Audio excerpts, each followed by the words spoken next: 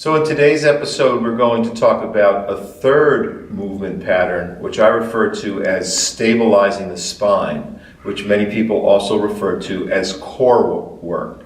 We need to understand that the core can extend anywhere from the mid-chest down to the knee, and in my opinion, and the way I train, I believe that the function of the core is to prevent too much extension in the back, or too much flexion through the hip, or too much rotation through the spine. So as we set up for our front plank, you'll notice that my elbows are directly under my shoulders. I'm going to curl my toes under and press up. I am going to tighten my entire body, and it should be a straight line running from the back of my head down to my heels.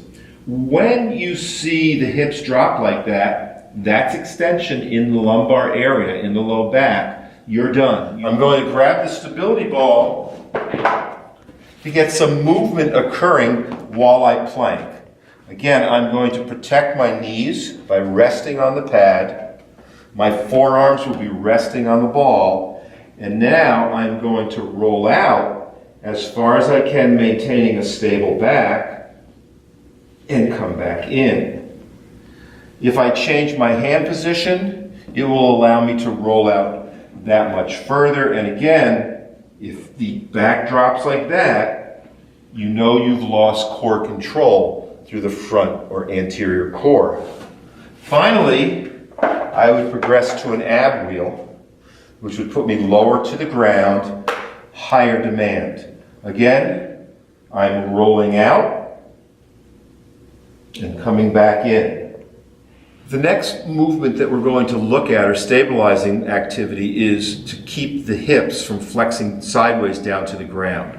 So you'll notice I'm lying with my elbow directly underneath my shoulder. I can stack my feet one on top of the other, or I can bring the top foot slightly forward, particularly if I have a slippery surface. My hand will rest on my side, and I will raise myself up and hold this position, visualizing myself as between two panes of glass, one in the front, one in the back. I don't want to rotate forward or back. Everything nice and tight in here, holding for 15 to 45 seconds. Finally, we're going to look at some anti-rotation exercises. I have the cable pulled out with weight on it. I'm in my good athletic ready stance, and I am going to simply press forward. As I come back, the weight stack is going to want to pull me in. I am going to resist that rotational pull in. So this is what it should look like, done correctly. Out, hold, stabilize.